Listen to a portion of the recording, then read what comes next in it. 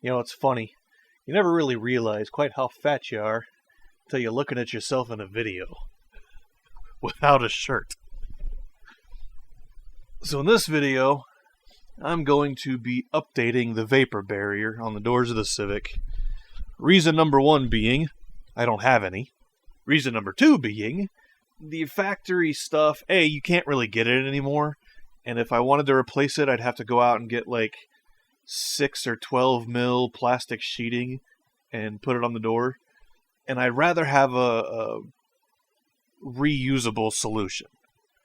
So what I've done a little bit of research, and I've come up with a solution that will be reusable and will solve some other issues in the process. The solution I've come up with is a vinyl-backed neoprene foam rubber barrier.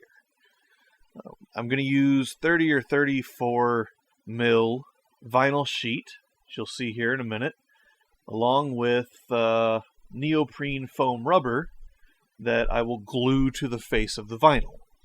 The vinyl allows the solution to be reusable because it doesn't tear easily, and the neoprene helps to provide NVH reduction. A side effect of the neoprene is 1/4-inch neoprene, so a side effect of the neoprene is that it also is going to reduce vibrational energy in the door also, being a gasket between the door panel and the door itself.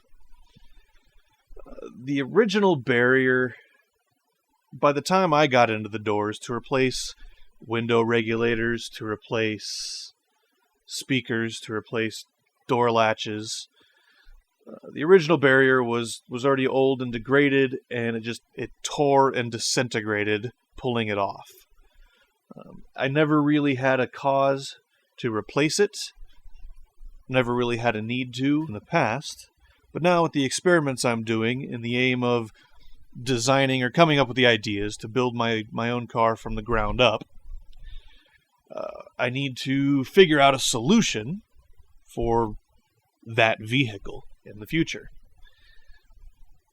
So you'll see I have to remove the old adhesive. The front doors have more on them still than the rear doors did, simply because the rear doors I actually did do some cleaning up at some point.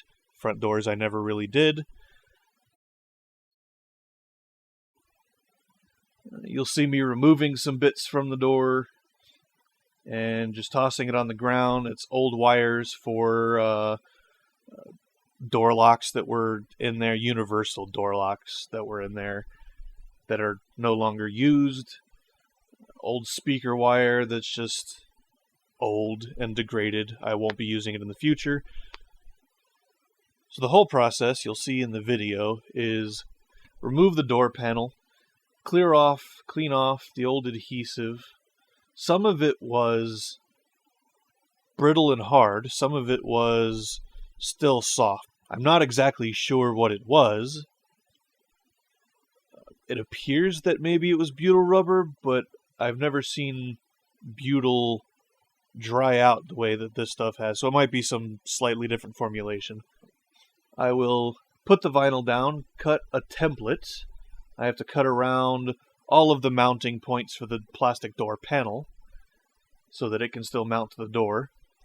I'll then pull the vinyl off, put it on the table, cut the neoprene to match, mostly, glue the two pieces together, put the butyl rubber rope on the door skin, and then lay the whole thing down on the door and secure it in place. You'll see that I have to cut some little bits. This is because when you're cutting it by hand, freehand the way I am, things can shift and move around, and especially the neoprene, as soft as it is. So you end up getting a little bit of overlap here and there, but that's fine. You just trim it up once you get it down and secured, and then you put the door panel back on, and job's a good one. I wanted to make this video shorter, but the way it comes out, to be able to see what I'm doing, it needs to be kind of slow, but it was a 3-hour process per door, so I didn't want the entire video to be a 6-hour video. That'd be absurd, obviously. Nobody's going to watch that, even my friends. So I did the time lapse in such a way that You can clearly see what's going on through every step. And it's long enough that in the YouTube slider, you can precisely click a section if you want to go back and watch something again for whatever reason, or you want to skip ahead to important bits. I think that's enough of me talking. Why don't you guys enjoy some free-range YouTube audio and see the process?